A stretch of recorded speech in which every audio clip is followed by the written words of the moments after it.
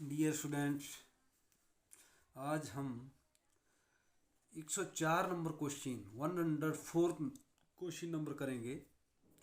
दो समान वृत्तों की अंतःस्पर्श रेखा खींचो। आपने आंतरिक स्पर्श रेखा खींचने को बोला हुआ, इन्होंने अंदर से खींचनी है। तो समान वृत्त हैं, तो आपने सबसे पहले प्रकार वगैरह आपके पास होनी चाहिए, पेंसिल। तो दो समान वृत्त लेने हैं आपने, तो उसके आंतरिक आपने रेखा जो है लगानी है। तो देखो कैसे लगानी है। तो सबसे पहले आपने दो वृत्त लगाने हैं जो दिए होते हैं। सबसे पहले वो दिए हुआ जो भी होता है उसको पहले लगाना है। मान लो मैंने प्रकार खोली, अपनी मर्जी से वृत्त लगा दिए।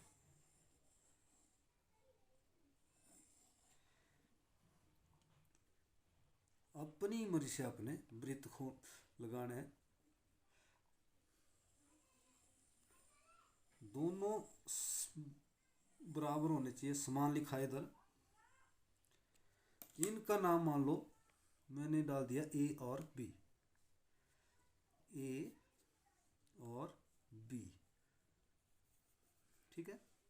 अब आपने ए और बी को मिला देना है भाई। सबसे पहले इन बिंदुओं को मिला लो।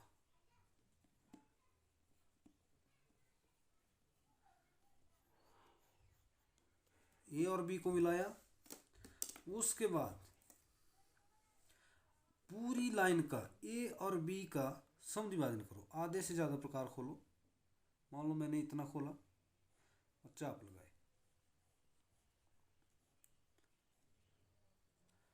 और उतनी प्रकार रखनी है, अब हिलानी नहीं है। और दानेदार छोटे छोटे डॉट लेने आपने। मैं इसलिए ले रहा हूँ ताकि आपको दूर से दिखे, क्योंकि वीडियो में क्लियर नहीं आता है, इसलिए समद्विभाजन सबसे पहले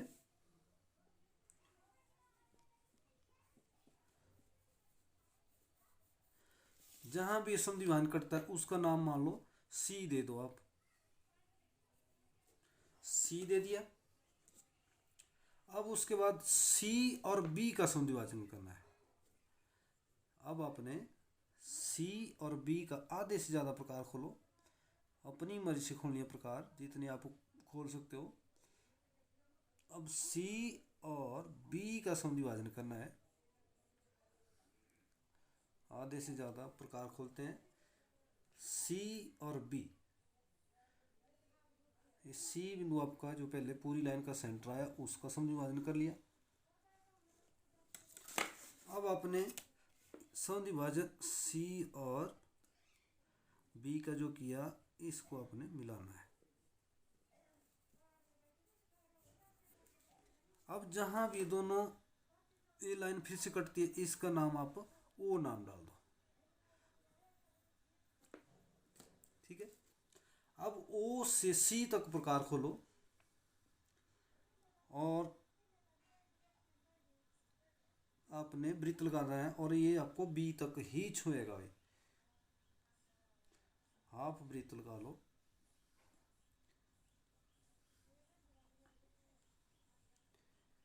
लगा दिया। ये वाला आपका डी को छू रहा है भाई।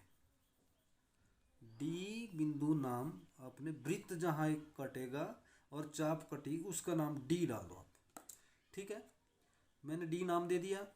अब आपने डी और बी को मिला दो भाई, दानेदार। डी और बी को दानेदार मिला दो। अब इसी के समानांतर आपने आगे जो है लाइन लेनी है ए से नीचे की तरफ।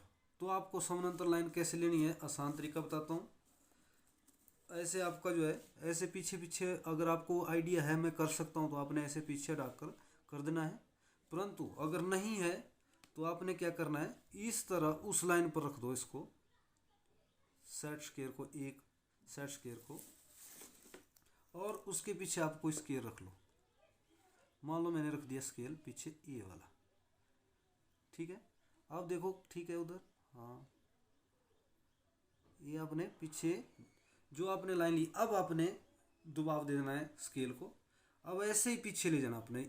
अब इसके ऊपर चलता रहेगा, ये स्केल के ऊपर ऐसे पीछे पीछे पीछे पीछे चलता रहेगा, चलता रहेगा, चलता रहेगा। जब तक ए तक नहीं पहुंचे तब तक आपने रुकना नहीं है। अब ए बिंदु तक पहुंच गया हमारा, देखो वृत्त ए। अब इधर आपने इसके हिसाब से लाइन ले लेनी है, और जो आपको वृत्त को काटेगी कहीं नीचे, इसका नाम आपने ई दे देना है, जो वृत्त को काटेगी। ये हुई डी बी के समानांतर लिया आपने। ये मैं तरीका बताता हूँ, सेट स्क्वायर आपके पास होंगे तो बहुत अच्छा, ये क्वेश्चन गलत नहीं होते हैं। अगर ऐसे करेंगे थोड़ा गलत हो जाता है, तो इसलिए आपने अब आपने डी और ई को मिलाना है। अब आपको ये जो है न वृत्त के अंदर से जाएगी लाइन, न बिल्कुल ऊपर हो जाएगी, ये बिल्कुल टच होती हुई जाएगी। जहाँ ये लाइनें मिली है उसके साथ आपने अब स्पर्श रेखा खींचनी है। देखो ई और डी को मिलाना है, अब ई और डी को मिलाना है। ये पेपर में बिल्कुल आता है अभी ये क्वेश्चन।